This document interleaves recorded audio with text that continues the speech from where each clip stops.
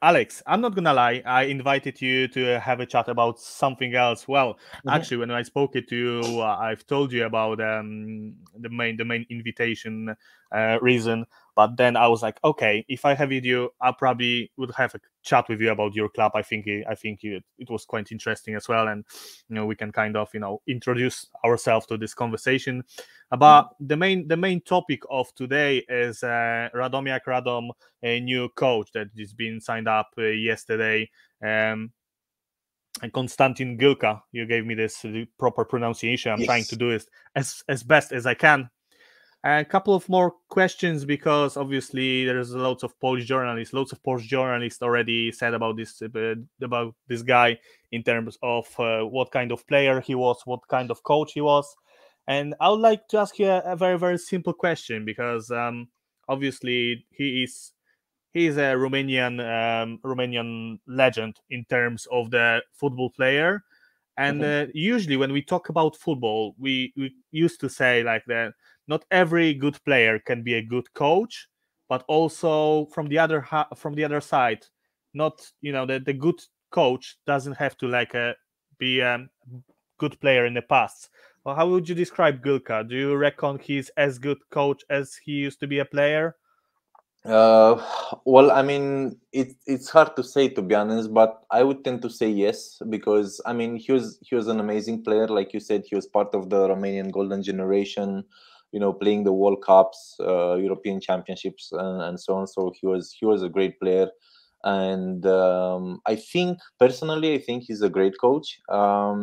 He was the coach of FCSB back in 2014, 2015, for only one season.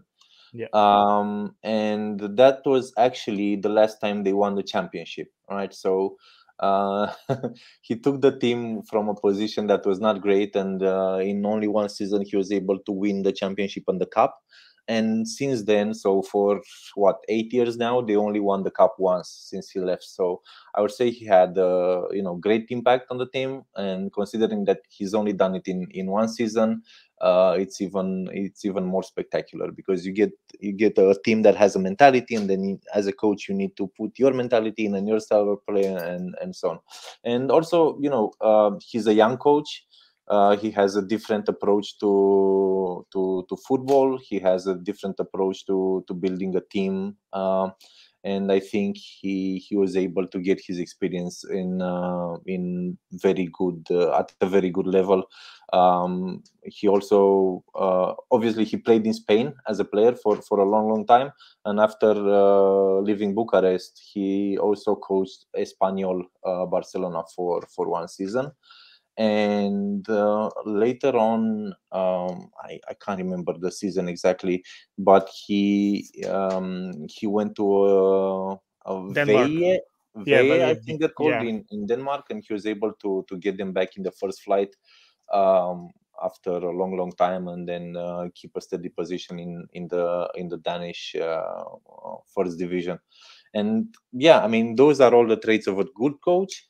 But he's also, I believe, he's very strict in terms of the way he wants to manage the team. So maybe that's one of the reasons that he didn't have, let's say, a long stint in a lot of the clubs, because he knows what he wants to do. He wants to do things his way, and he's good at what he does, and he doesn't really want other people interfering with that. And for example, in Bucharest, there was a lot of that happening with the owner of the team, that he was always trying to tell him who's playing, how should they play, and so on. So did you reckon he gonna be like very very strict? He wants everything done. I mean, in terms of agreeing with the owner, but he wouldn't let anyone go around in and tell him what he has to do. He just have his hand all way of doing things, and that's good. I think it's really good to hear because I think the main coach, the manager of the team, it should be a person that is like the authority for everyone around, not only for the players but also for everyone that works for the club. So that's a really good thing of hearing. You said about the Espanyol and then the way he was going there from Bucharest, and I think that's the most important part of his career. I mean, in terms what he's coming to do, what he's coming and make in Radomiak, because at the moment Radomiak is in a 12th position in the league, and the main goal for Gâlcă will be to keep team in Ekstraklasa. That was the same thing when he was going to the Espanyol. So I think that's another thing that is very important, and it's gonna be an advantage for Gâlcă. He got experience how to keep clubs in a league. I think that's one of the main reasons they bring him to the club. But also, what I heard about this guy is, as you said, he's very strict with everything that is going on in the club. But he's also kind of perfectionist. He keeps an eye on every single detail. So I think he wouldn't also agree to come to this kind of project as Radomiak is if he wouldn't see the potential of the club. And I heard from the other guys, because I have a chat with few Romanian journalists before. One of them, I think Emanuel Rosu, told me something like the reason Gâlcă was changing the clubs so often, because there is like a few short episodes, was like he wasn't happy with what the club is offering to him. The projects was falling apart, and I think in Radomiak he see that the future of the club is quite interesting. There's a new stadium upcoming and a new academy, and I think he see his big chance to make something big in following years. How do you think about this? Yeah, I mean, a project like that, I think it suits him perfectly. And I said strict in terms of his approach, but maybe a better word would be professional in approach, right? Because strictness is one thing, but he's definitely a professional, and he obviously he knows the project. He was presented to the project. He agreed to be a part of it, and of course he's not going to be the kind of person that say it's either my way or nothing happens, right? But keeping it professional. Like if you're the owner of the team, or if you're the president of the team, doesn't mean you get to be a manager of the team, or you get to be a coach, or you get to tell the manager how he should play and who he should play, and so on. So if you get a manager such as Gâlcă, you trust him to do what he's supposed to do. So that's kind of his approach, right? I'm a professional. I know what I need to do.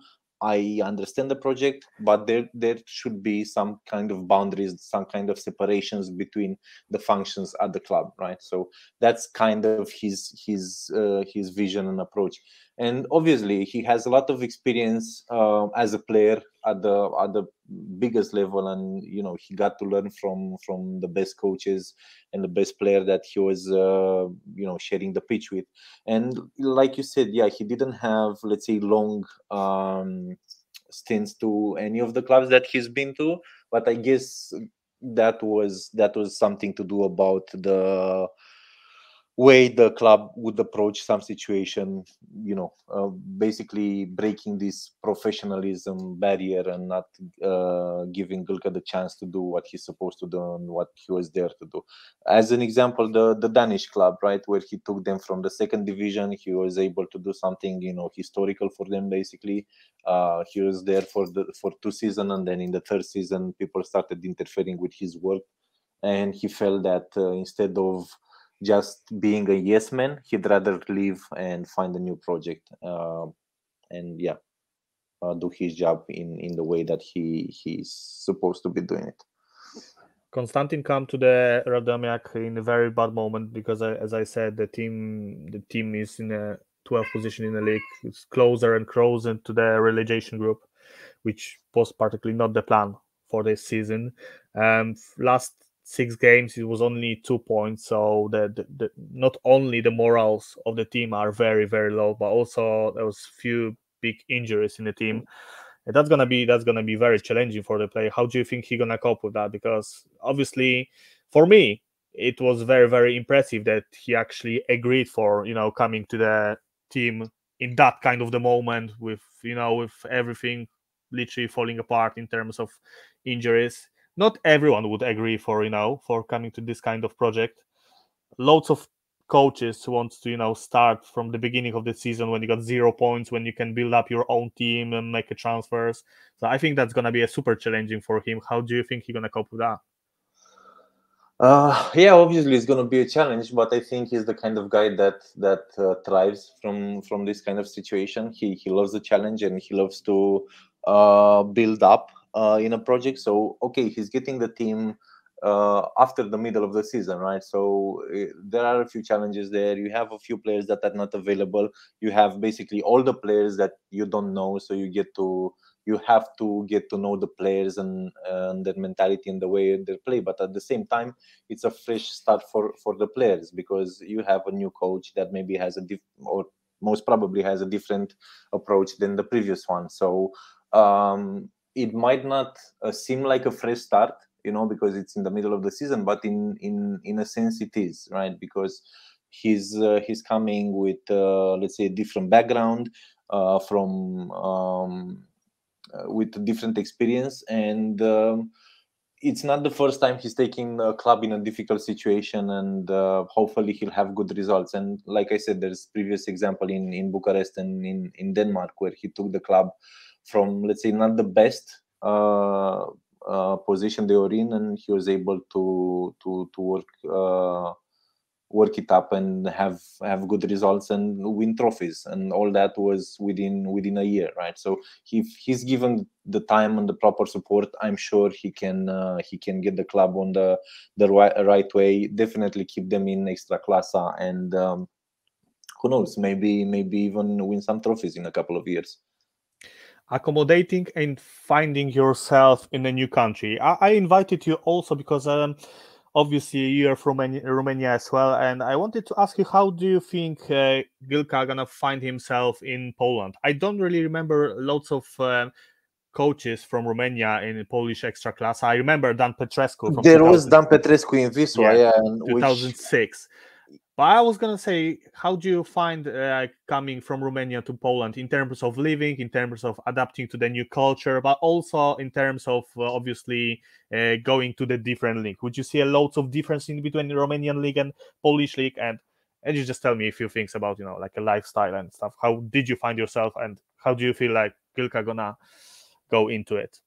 No, I mean, I think it will be quite easily for him to adapt. As I said, he's a very good professional, so he knows that's part of the job, right? To move countries, move cities, and so on. But the culture in general, so as outside of football, as a person, the culture in general is not very different. So there is not a huge cultural shock like if you come from, I don't know, Americas or Spain or whatever. So in terms of mentality and culture, the countries are pretty similar in a lot of ways.